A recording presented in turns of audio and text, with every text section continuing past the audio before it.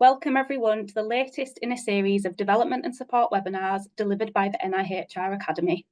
My name is Lucy and I work at the NIHR Academy as the Senior Development and Support Manager.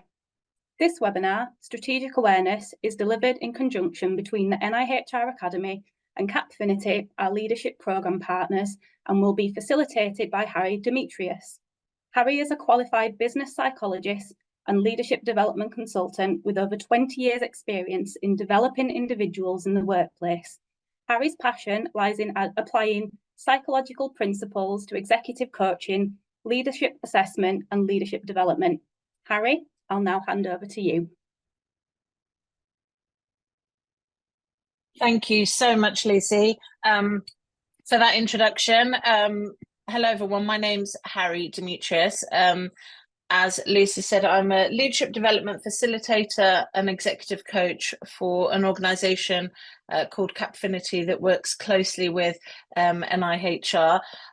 We really believe in good leadership and supporting organisations to help people to be at their best, and hence why our development programmes are centred around that. Part of that is to support them to enhance their strategic awareness. So it's really lovely to be here with you today. As leaders, we often think about strategy and awareness as two distinct concepts. However, strategic awareness might be a phrase that you're less familiar with. So how does that meaning change when those two words become one? In chess, if you're only focusing on your next move, it's likely that you'll miss something. Instead, true masters really blend both strategy and awareness to allow themselves to pivot when needed, to spot patterns, to identify their weaknesses. And leaders with strategic awareness can apply this mindset to their everyday decisions and actions, balancing the in-the-moment detailed thinking with that big picture future awareness. So during the webinar today, we're going to explore the three mindsets that are needed to master strategic awareness and always stay a few steps ahead. So let me introduce you to this. I'm going to give you a minute or so to take a look at this picture. Have a look at this picture on the slide and just note down three things that are standing out for you. Take a moment.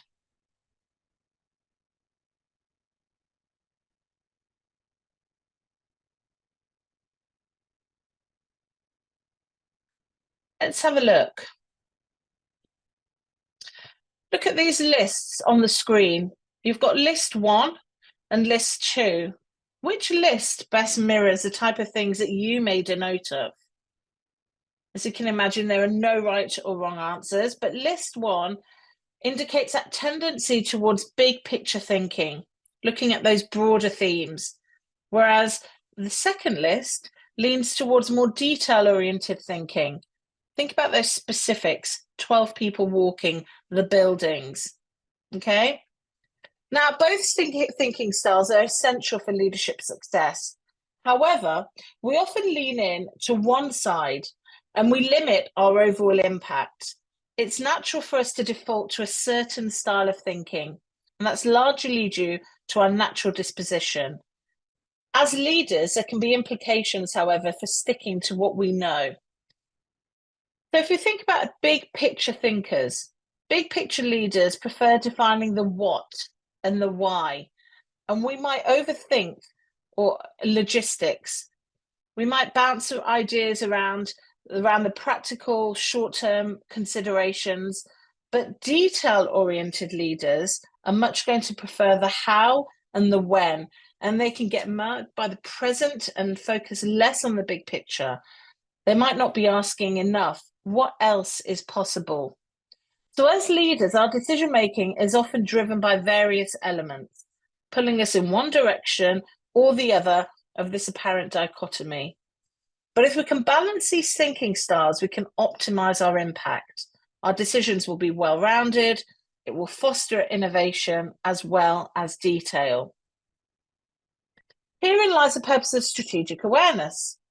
So we need to consider both the short-term realities for the here we are now and the boundless future possibilities, what could be. Okay, and the confidence to act on both. We need to look in, we need to look out and move ahead. And if you imagine that you're the captain of a ship, we need to be aware of our ship's current condition, looking inwards. We need to see what's around us, looking out, and have the confidence to steer the ship and move forward, moving ahead. So when I look down, I miss all the good stuff. When I look up, I just trip over things.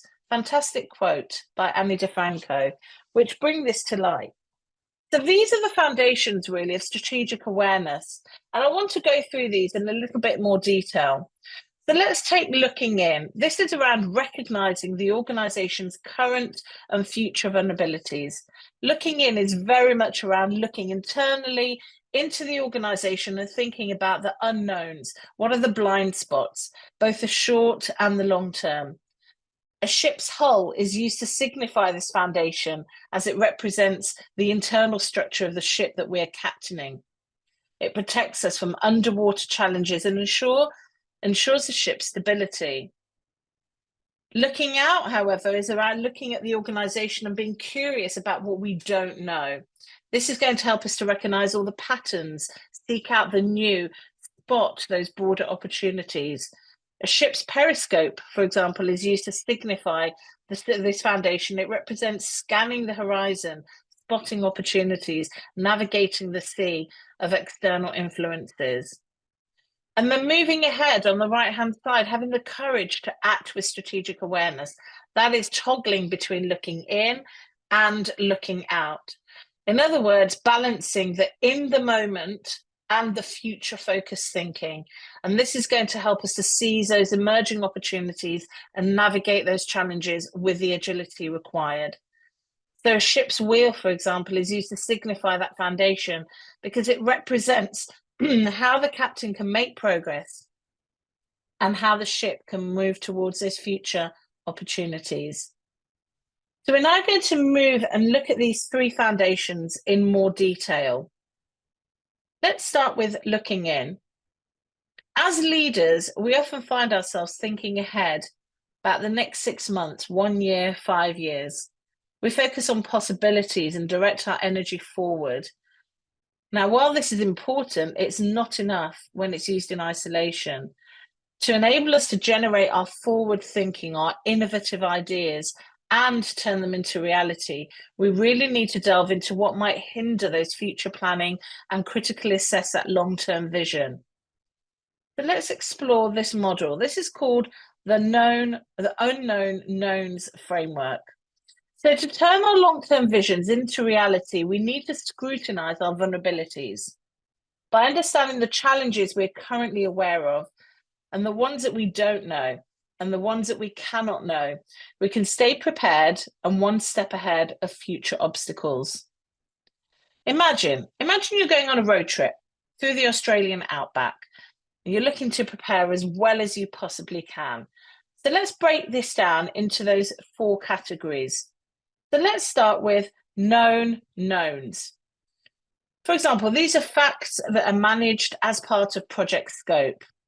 So in the context of the Australian outback preparation, these are the basic facts that we know about when we're first planning.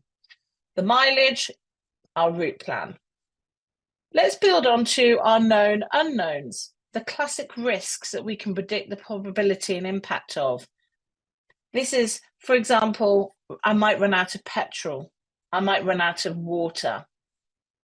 If we move on to our unknown knowns, these are the risks that someone else could alert us to or set the expectations of. So a mechanic might tell us that we might need an oil change or the roads that we're on are dangerous. And then if we move to the top right-hand corner, these are the unknown unknowns. These are the risks that nobody knows about. So the weather could be dreadful. There could be an accident that might block off a certain route. And for any new strategy, it's important for us to take the time to identify what our team or what our project's unknowns are, because these are the blind spots that could affect our ideas, they could affect our progress. So I just want you to think about a recent decision that you have made that impacted your team. It could be a new hire, it could be a new way of working. And just reflect, what are the vulnerabilities that you did anticipate? What are the known knowns? Okay, so again, think about, could it be that you lacked the uptake in the first weeks of certain aspects and you needed more testing? Okay, what are the things that you were not aware of? Was there particularly a certain piece of technology that wasn't performing, or it wasn't up to standard? Were the stakeholders changing timelines? Again, think about, would anyone within your inner circle in that circumstance, in that project, in that piece of work, be aware that these could have even happened? So just take your mind to that, because how can we use this knowledge to really help us to best prepare to turn that long-term vision into reality?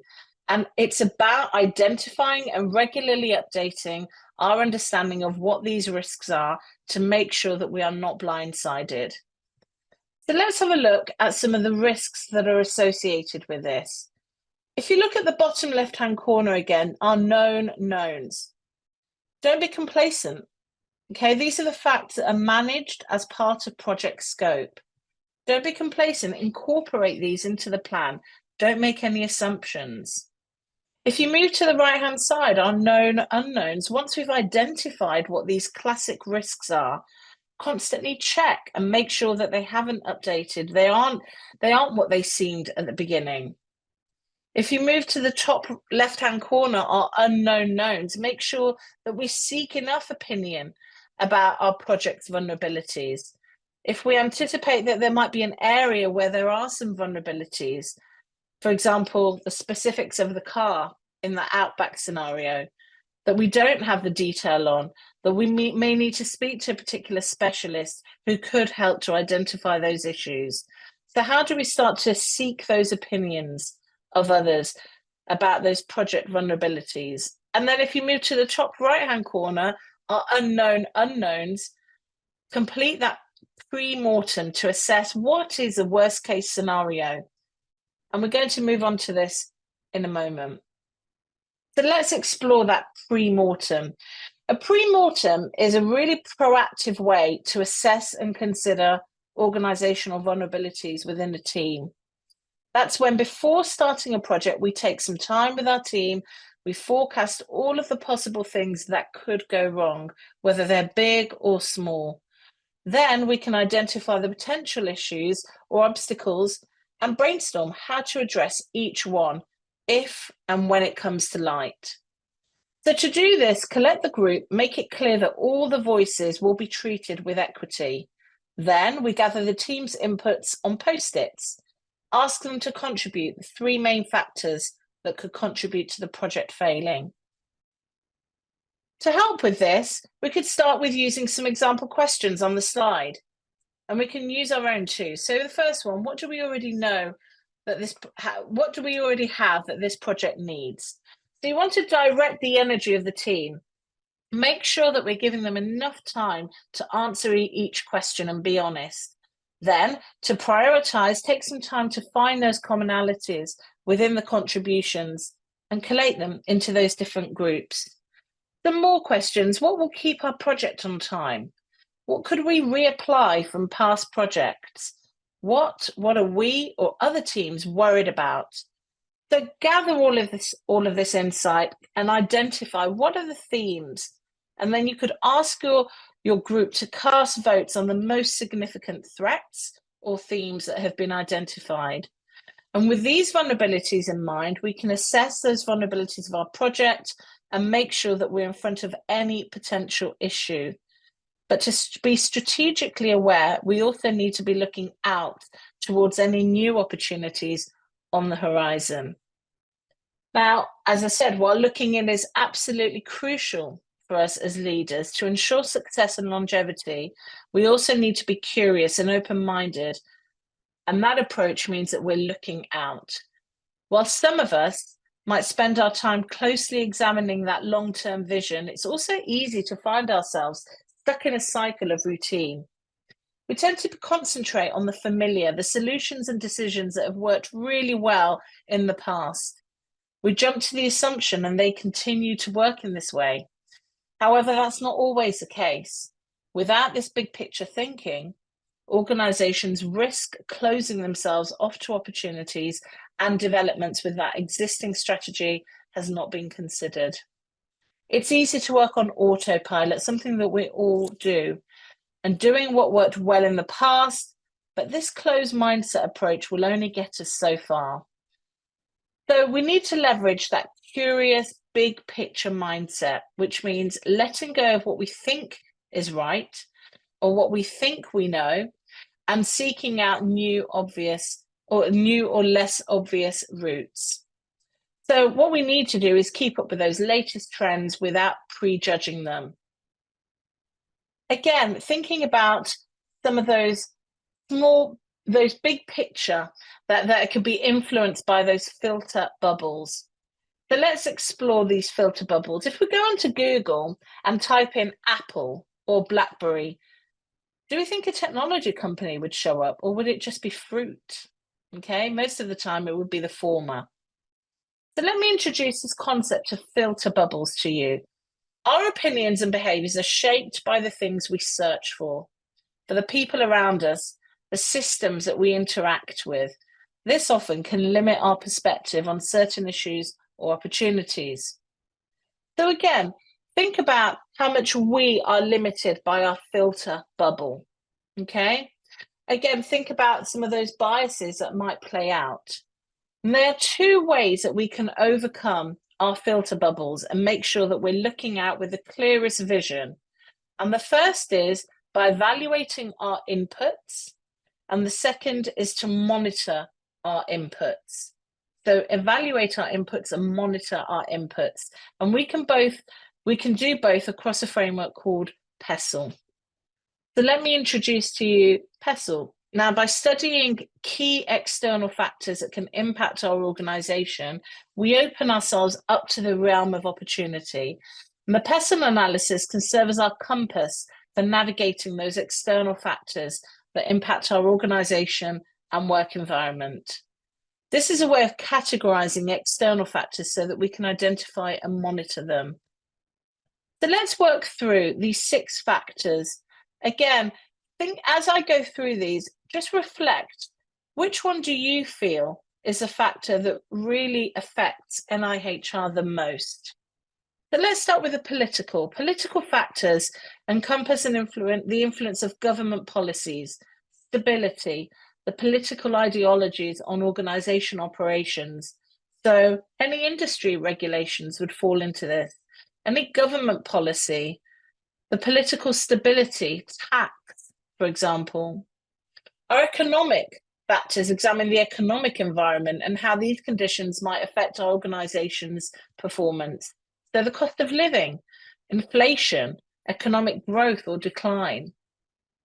Social factors, these are societal influences, things like cultural trends, demographic, social attitudes that can affect our operations.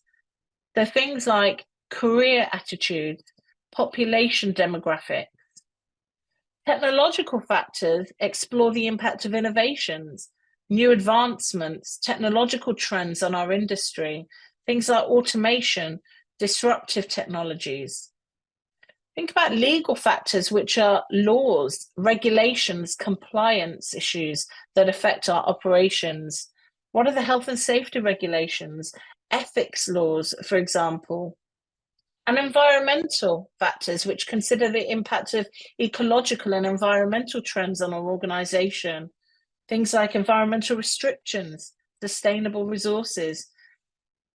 So just think about, again, just notice, where do you think there might be some gaps in your organization's external influences? Think about how you might have a discussion with different colleagues or superiors to gain further insight and some more information about where you can establish some insights into these. We find that bouncing those ideas off people can really help us to identify some issues that we might have missed. So how can we ensure that we keep up our view of opportunities on the horizon? And how do we make sure that they're both diverse and up to date? And I mentioned two things earlier on. The first is to evaluate our inputs. Now, the review and assessing those sources of information that inform that PESTLE analysis. Make sure your sources are reliable, they're up to date, unbiased, they're diverse. Consider how could you seek or expand our sources of information? This could be through exploring alternative viewpoints that challenge your assumptions. And the second is to monitor our inputs. So constantly monitoring and updating sources of information for our PESTLE analysis. Stay vigilant for new developments. What are the emerging trends? Are there any shifts in external factors that might impact your organization? Be proactive, because this proactive approach will make sure that your analysis is up to date with those latest insights and can swiftly adapt to changes in that external environment.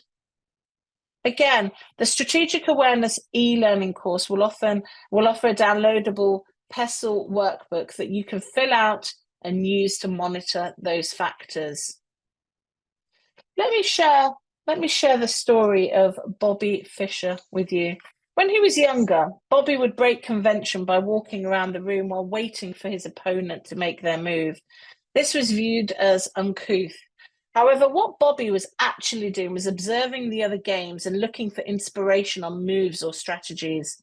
And this is very much like what we should be doing as leaders, sticking to our core job of playing the game, looking in, all the while looking out at other influences and opportunities, inspiration, seeing what's happening out there, because by making sure we are looking out, we can navigate those external factors, we can really empower ourselves to make better decisions and stay in front of any new opportunities.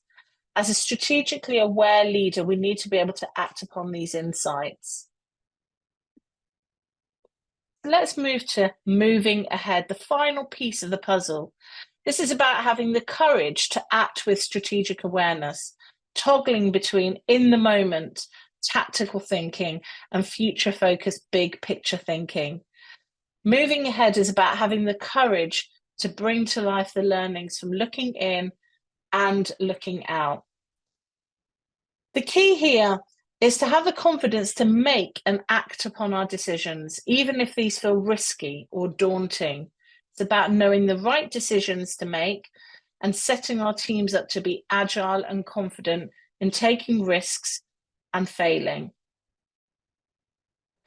As leaders, we often have to balance new ideas, look out, as well as considering our current accountabilities, and that can be difficult.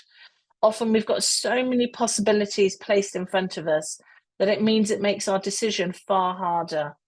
This is known as analysis paralysis, when we overthink and overanalyze a decision so much that action is not taken. But as leaders, it's important for us to be acting and moving past this state of rumination. What is it that is valuable to consider that are different options? Of course, we have to consider those options, but we don't want to become so overdone that we don't do anything and we don't take action. So let me introduce to you this principle. One of the reasons that we often fail to act upon our ideas is a complete lack of information. We often feel that the less information we have, the riskier the decision is. Humans generally prefer a sense of control and predictability and tend to avoid uncertainty. But effective leadership often hinges on the ability to make tough decisions, even when we feel unsure. Colin Powell's 40 to 70 rule can help us to act even when we don't feel that we have all the answers or we're unsure. And it suggests that we should aim to have no less than 40% and no more than 70% of the necessary information we think that we'll need when confronted with a challenging decision. Operating with less than 40% risks making uninformed choices. Exceeding 70% often means that we miss the opportune moment, and in the time spent looking for the extra 30%, we might find someone else has beaten us to the punch. So just again, think about a significant decision that you've recently made at work. How much of the information did you have? Would any less or any more have hindered you? Again, the reluctance to act when faced with incomplete information is really important. That 40 to 70 rule, the 40-70 rule can act as a tool to act decisively without having all the answers. Leaders need to have the courage to act without complete certainty and set a tone for fearless action for the rest of their teams. Within life, we don't learn much from inaction. If we're too risk averse, we seldom leave the house. Whilst this is an overgeneralization, of course, the sentiment is true for leaders. Staying stagnant and afraid won't get us anywhere. So how can we move forward and take action, even if it seems daunting? And the answer is to take small, considered steps. Embarking on that journey of improvement and leadership needs not to be monumental. Starting small often opens the door to many possibilities. With the 40-70 rule as a guide, we can find encouragement to act decisively and act on our tried and tested intuition. When we know what direction we'd like to go in, with the 40-70 rule, of course, one way that we can get started is by figuring out what completing 15% of the task would look like, and then taking the first steps to reach that point. So breaking down an action, no matter how big, into smaller chunks makes that path getting started far easier. This creates that momentum, it initiates that transformative shift, and it allows us to be agile and decide against completing the remaining 85% if appropriate. So you're going small rather than big. So imagine somebody wanted to improve their public speaking skills, for example. Instead of aiming to deliver a flawless presentation straight away, they could start by focusing on the 15% of the task, which could be researching that topic or bullet pointing some rough talking points. Again, taking this small step not only means that the goal is less daunting, but it also sets them up to that path of improvement. So again, think about a future action that you would like to take. It could be a new strategy. It could be a proposal. It could be a development, anything. What would 15% of this task look like? And would this help to create the momentum to continue? But we also need to consider what happens if these small steps go wrong. The answer is simple. Instead of giving up and avoiding failure, you lean into that failure and you learn from it. So employing that agile test and learn mindset is going to help us to do this. So by testing that hypothesis quite quickly and encouraging that risk taking, fostering that culture where failure is a stepping stone to learning, we can start to promote small steps rather than the significant actions that aren't laden with consequences. And a company that encourages this mindset is Google X. Okay, there is a TED talk by Astro Teller that you have an opportunity to watch after this webinar. When playing chess, we don't begin by contemplating our final move. Instead, we take small steps, trying out new approaches while continuously assessing, adapting, flexing based on those short-term knowns and future possibilities. Even if we lose a piece through the wrong move, for example, we don't immediately give up on the game. Instead, we readjust, take in what we've learnt, and keep moving. So let's summarize. We've explored a lot in the time together today. Let's quickly recap on everything that we've learned and uncovered. So to summarize, there are 3 different foundations that we need to be strategically aware. Looking in. This is around assessing our strategic vulnerabilities to build internal strength, strategy, and ultimately success. We can do this through using the unknown knowns framework and premortems.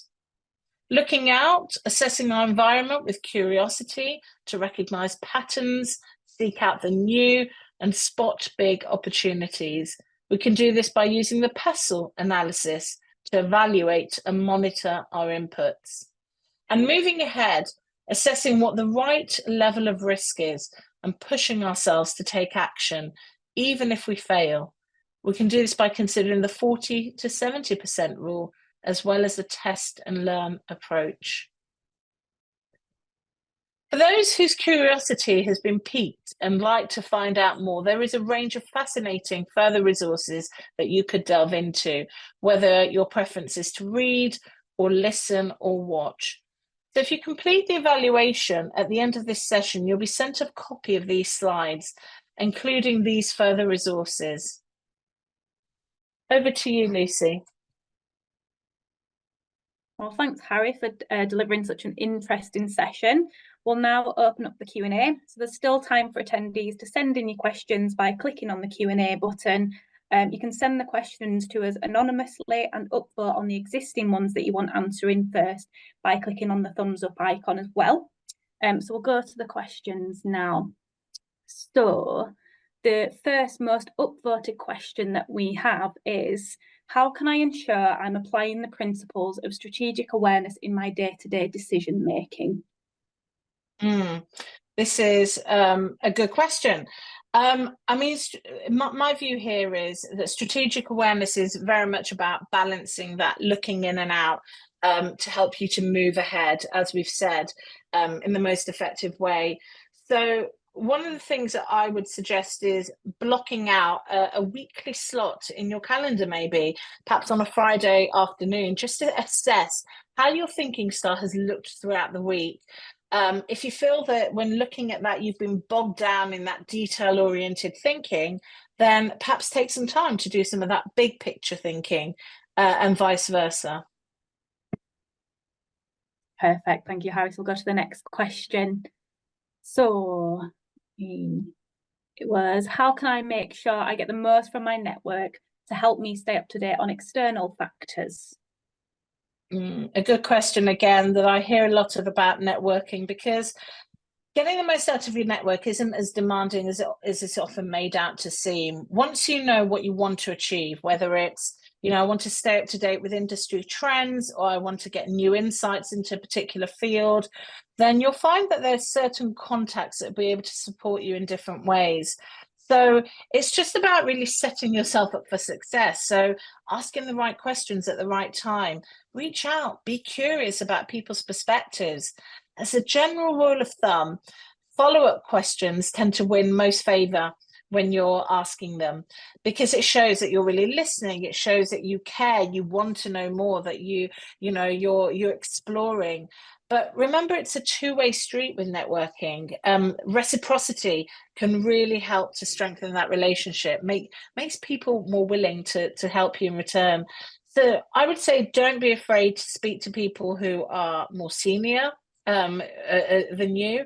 As a new member to the team, you might have a groundbreaking ideas, or vice versa. So just have the confidence to have the conversation with people. It's very rare that when you ask for the perspective of somebody, no matter what level they're at, that they'll reject you. Perfect. Thank you, Harry. So next question is, how can I encourage a test and learn approach in my team without fear of failure? Great question. And this is covered in a lot of detail within the Agile Working / Staying Flexible e-learning course. I mean, the short answer is to test and learn effectively. You need to reframe failure, and you need to frame it as a positive. So if you're beginning on a new project, for example, encourage your team to really raise and quickly identify failures rather than letting them persist. You don't want to find them out later in that development process. And the way to do that is through building a culture of psychological safety, making sure that people know that failures are only failures if you're not learning from them. So how do you start to give people the space to raise their hand and say that they have made an error or thought about something in the wrong way? So again, accepting that failure, working through those potential challenges together means that you'll build that psychological safety and have a stronger and far more knowledgeable team. Perfect. Thanks, Harry. So next question that we've got is, can you elaborate on the unknown known framework and how it can be practically applied? Yeah, I mean, this framework is fantastic to help us to categorize and identify those different types of risks or uncertainties. If we categorize and we identify what we know, what we don't know, it's a great risk assessment tool, essentially. So again, we can start to become more aware of what are the gaps, and therefore we can build those contingency plans as a consequence. But again, yes, this framework is fantastic. It gives us those insights, but it doesn't get rid of those uncertainties. It just helps us to become more productive and agile in being able to navigate them. Perfect. Thank you. We've got lots of questions flooding in now. Actually, it's lovely to see. So we've got a question here around, I think the attendees kind of asking, sometimes thinking that doing nothing can sometimes be the right decision. Do you think doing nothing is ever right, Harry, or should we always be striving for change? Interesting question. I think there's a difference between doing nothing and inaction. So inaction is very much holding off making a decision because you perhaps don't have all of the information available to you. Striving for change is different. I think if you have identified by looking in, out and ahead that there is a need for that, and that you have gathered all of your insights from all of the tools that we've suggested, then that might be the way forward. But if inaction is driven because you are limiting your thinking because you don't have everything, then the 40 to 70 principle will probably help to challenge you. Perfect. So this next question very much ties into and links into that as well. So the question is, how can you assess whether you have enough information when making a decision in an area where you do have limited information or experience? Yeah, I get this question a lot. The idea of 40 to 70 principle says that you should never delay making a decision with less than 40%, and never make a decision with less than 40%, and never delay with at least 70. And often the question I get asked is, how do I know if I'm within that 40 to 70 rule? I mean, I think it's a conceptual model, and it's worth, again, going, how much of the information would I like to have in order to help me to make this decision? And if I had all of these data points at 100%, is that likely to happen? So the best thing to do is to be curious and reach out to perspectives of other people. So making a decision in isolation of your own viewpoints is going to challenge you, because it could mean that you're making flawed or biased decisions. So my perspective on that is, ask someone, go out there and explore the perspectives of other people. Perfect. Thanks, Harry. Just got time for a couple more questions then as we run through here. So next question is, what is the best way to strategically plan for competing priorities? Any thoughts on that, Harry? I think everybody has got a very different approach to planning. And for me, it's about finding the thing that works for you. I know that something like the Eisenhower matrix allows me to think about my priorities around what's important and urgent. I think, again, being able to identify what is in line with the organizational agenda. So from a strategic perspective, what's going to have the most impact right now, and having those conversations and challenging yourself around that is going to help you to identify what those priorities are. Perfect. So next question that's upvoted, how can you monitor when a decision is less than 40 or over? So I think we answered that one actually, didn't we? Looking at, sorry about that. So hopefully that's been answered in a previous question, which we covered earlier. Let's have a look. Great questions. Yeah, excellent. So we've got, you mentioned the filter bubble. What's the best way to keep this clear and unbiased? I mean, I think the first thing to do is recognize that as human beings, we are naturally biased, and we can never strip away that bias. the first thing to do is just to raise our self-awareness, excuse me, of where our own biases exist, and to recognize that we may be seeing particular things through a crooked lens. So the first thing to do is to challenge that thinking and recognize, again, slowing down our thinking, I think, is the best approach. When we make decisions on autopilot and quickly, when we're making them intuitively, and those can often really help us in situations because it stops us from overthinking absolutely everything. But we spoke about autopilot. Autopilot helps us to be able to draw down on our experience, but can get us into difficult situations if we're relying on that too heavily. So slow down your thinking. There's a great theory from Daniel Kahneman around thinking fast and thinking slow. A great book that I would recommend around that. Perfect, thanks, Harry. So we'll go for one more question before we wrap up. And that is, if we're striving for strategic job roles, how can we demonstrate that we have the experience for those roles? I guess an observation that sometimes it's hard to gain that experience kind of in the day-to-day. Yeah, absolutely. I think this is probably coming from the value that a strategic network can offer you, and building out that perspective of opportunities by speaking to lots of people, making yourself really visible, having the conversations with the right people. Perfect, lovely. Thank you so much, Harry, for delivering such a wonderful session for us. So hopefully everybody has found this webinar beneficial and feels able to implement some of the behaviours that we've explored today. As I mentioned at the start of the webinar, for those of you joining us live, as we close the session, you'll be asked to complete a quick evaluation form, and the link is also available in the chat box. This will give you an opportunity to share your email address so that you can receive a copy of the slides, which contains all of that great information around additional resources as well that Harry highlighted at the end of the presentation. And if you have the time, please do provide us with your feedback. All of our past webinars can be found on NIHR TV YouTube channel under the Development and Support Webinars playlist, and you'll find a link to this in the chat box. You'll also find links in the chat box for our online leadership development resources on NIHR Learn, and these are available to anyone to utilise. The NIHR Academy events page as well, so you can be kept up to date with up and coming events. So thank you again for your time, and I really hope you enjoy the rest of your day. As always, if you have any questions or queries, you can contact a member of the development and support team at the email address provided in the chat box. Thanks so much, everybody.